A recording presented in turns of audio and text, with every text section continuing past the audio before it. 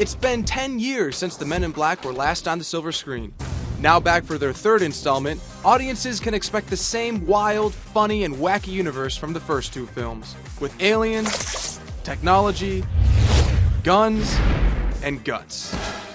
Helping to make these things a reality were the visual effects team, led by Ken Ralston and Jay Red from Sony Pictures Imageworks.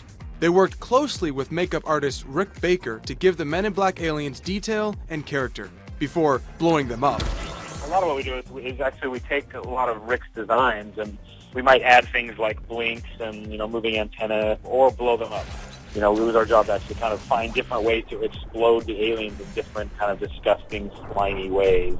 Fun is the main concept on this film, so basically I guess where I start from is what's going to look cool, that's all. What's going to look neat, and what hopefully hasn't been done before.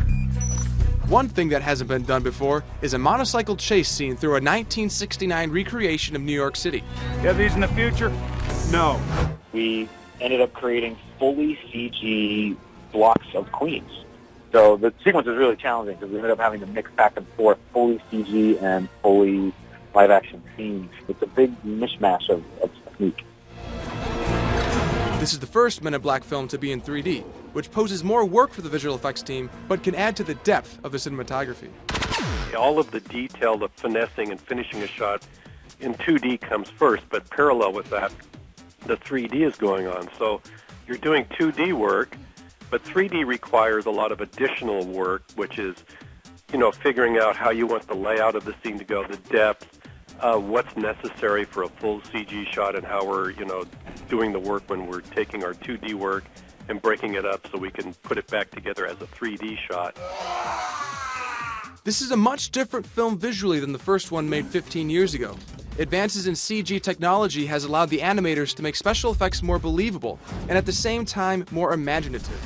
Trying to make this film in 1997 would have been difficult. Probably would have ended up building miniatures and doing motion control, and then we would have been angry because it wasn't looking the way we wanted it to. Exactly. Exactly. With aliens, humor, and a fictional universe, the Men in Black series really allows visual effects artists to be creative. I just have more fun on a film where I can go into dailies, and instead of trying to do some dour, serious piece of work, which I've done too, but it's just you can sit and laugh and crack up and have a good time while you're, playing with what the animation looks like or whatever it is, and it's a much better experience. It certainly turned out to be actually a very fun film, and I think Jay and I are really proud of it. I promise you the secrets of the universe, nothing more. Well, what other secrets are there? For Discovery News, I'm Martin Berman.